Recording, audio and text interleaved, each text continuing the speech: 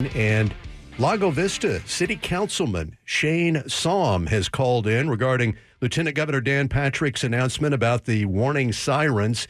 Council member, good afternoon. How are you doing today? Good afternoon. Doing all right. How are you? Very well, thank you. What are your thoughts on Lieutenant Governor Patrick's announcement about the sirens?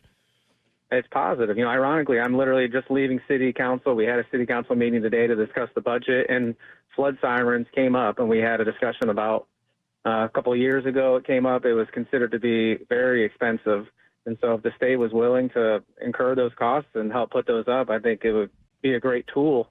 Some of the discussion was, they are really for outdoor alerts, so it's for people mostly outdoors. A lot of new homes, you may not hear those sirens in your homes, but obviously those in campgrounds and other areas, that's just another tool that will help us in an emergency situation like we just saw this weekend.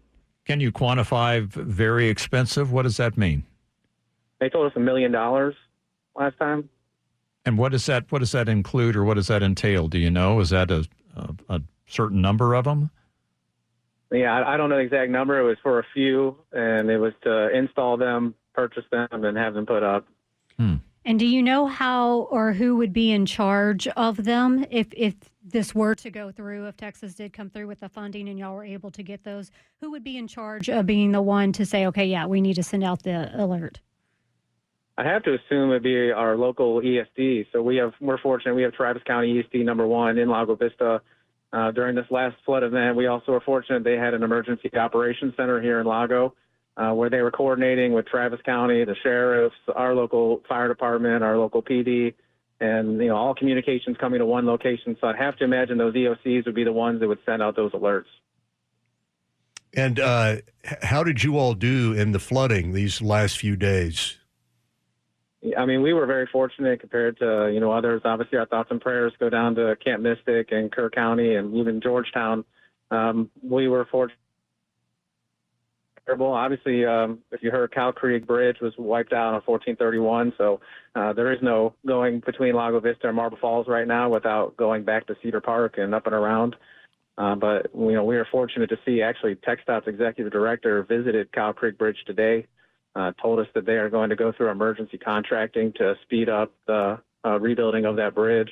And that was really the worst for us. We did have a little bit of damage to our water intake barge, but we're still able to provide water. And so we're just very thankful. And a lot of that is, a little bit of luck. But also, again, we have Travis County ESD number 1 right in our town. And we're so fortunate to have them. And they did phenomenally.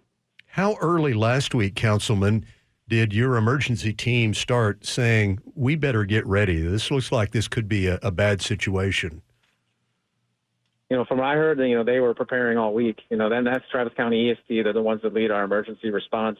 And then they had the EOC up and going already on Friday night.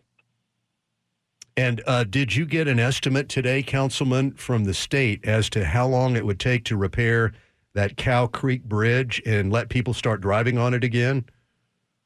They wouldn't give me a direct timeline, but I tried to push. I said, is this going to be like a year? And they said, certainly it's not going to be a year. And that's why they emphasized that they had used emergency contracting. And so they said, I've seen on social media that the TxDOT Twitter page had posted they may actually have some short-term solutions where we can somehow get over the creek. And obviously they won't commit to anything, but that would be welcome news because even our police chief is having to drive about an hour and a half now to get from west of that spot over to town.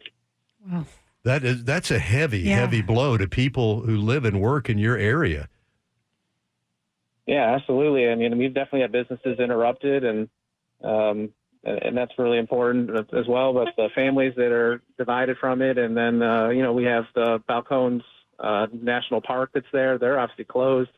And I think a lot of their workers come more from the Marble Falls side. So I'm not sure, when that park's going to open up. And they had their own damage that they have to handle as well. We appreciate the update, Councilman. Thank you so much. And call us anytime when you have important information to share. Would you do so? Yeah, absolutely. And this was so timely. Like I said, we literally were just talking about this at the budget meeting. And, I'm always harping on I don't want to raise taxes on anybody. And I'm trying to keep them down. And so when you hear the state is offering to provide something like this, that helps my efforts a lot. So thank you guys for reporting on it. Well, thank you, and you have a good afternoon. Thank you for the update, sir. You too. All right, bye-bye. Councilman Shane Saum of the Lago Vista City Council.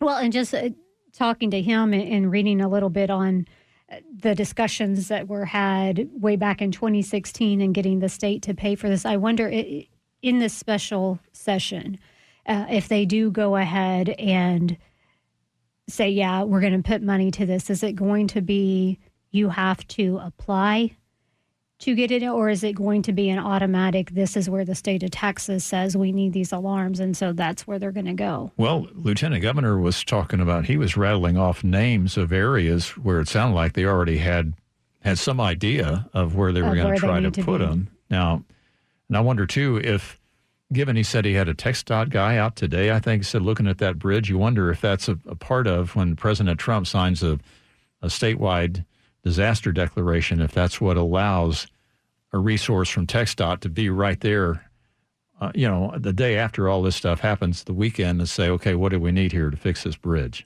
Get right on it. Well, the state has a surplus of more than $25 billion right now. They have the money. Yeah, and I would think that they would prioritize things like that. As you mentioned, that's a big blow to that community right there when you're having to drive an hour and a half to get around. That's something that would be a priority. And so I would imagine that they would say, okay, whatever, we need to get this fixed. Yes. Here are the numbers, 512-836-0590.